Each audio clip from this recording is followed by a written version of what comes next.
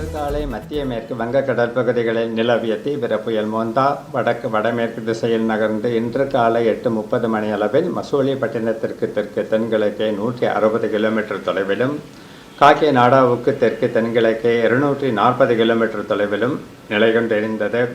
இது தொடர்ந்து வடக்கு வடமேற்கு திசையில் நகர்ந்து இன்று மாலை முதல் இரவுக்குள் மசூலிப்பட்டினத்திற்கும் கலிங்கப்பட்டினத்திற்கும் இடையே காக்கிநாடாவுக்கு அருகே தீவிர புயலாக கரையை கடக்கக்கூடும். புயல் கரையை கடக்கும் பொழுது பலத்த சூறாவளி காற்று மணிக்கு 90 முதல் 100 கிலோமீட்டர் வேகத்திலும் இடையிடையே 110 கிலோமீட்டர் வேகத்திலும் வீசக்கூடும்.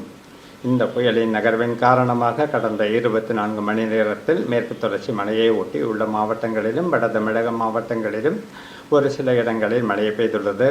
16 இடங்களில் கனமழையும் ஒரு இடத்தில் மிக கனமழையும் பதிவாகியுள்ளது. அதிகபட்சமாக சென்னையை அடுத்த எண்ணூரில் 13 சென்டிமீட்டர் மழை பதிவாகியுள்ளது.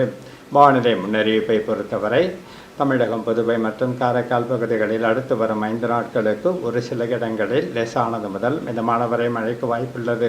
கனமழையை பொறுத்தவரை அடுத்த 24 மணி நேரத்தில் திருவள்ளூர் மாவட்டத்தில் ஓரிரு இடங்களில் கன முதல் மிக கனமழைக்கும், சென்னை, செங்கல்பட்டு, காஞ்சிபுரம், ராணிப்பேட்டை ஆகிய மாவட்டங்களிலும், தேனி, தென்காசி, திருநெல்வேலி மற்றும் கன்னியாகுமரி மாவட்டங்களின் ஓரிரு இடங்களில் கனமழைக்கு வாய்ப்புள்ளது.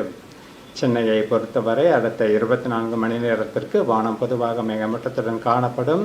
நகரின் ஒரு சில பகுதிகளில் மிதமானது முதல் கனமழைக்கு வாய்ப்புள்ளது.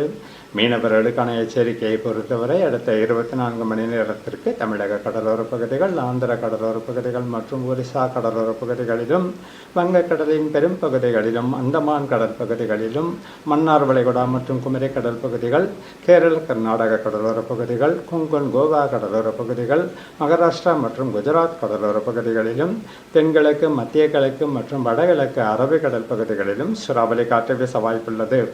நாளை 29ஆம் தேதி தமிழக கடலோரப் பகுதிகள், ஆந்திர கடலோரப் பகுதிகள் மற்றும் ஒரிசா கடலோரப் பகுதிகளிலும், தென்மேற்கு, மத்திய மேற்கு மற்றும் வடமேற்கு வங்கக்கடல் பகுதிகளிலும், மத்திய கிழக்கு மற்றும் வடகிழக்கு அரபிக்கடல் பகுதிகள், மகாராஷ்டிரா மற்றும் குஜராத் கடலோர பகுதிகளிலும் சூறாவளி காற்று வீச வாய்ப்புள்ளதால் குறிப்பிட்ட பகுதிகளுக்கு மீனவர்கள் செல்ல வேண்டாம் என்று அறிவுறுத்தப்படுகிறார்கள்.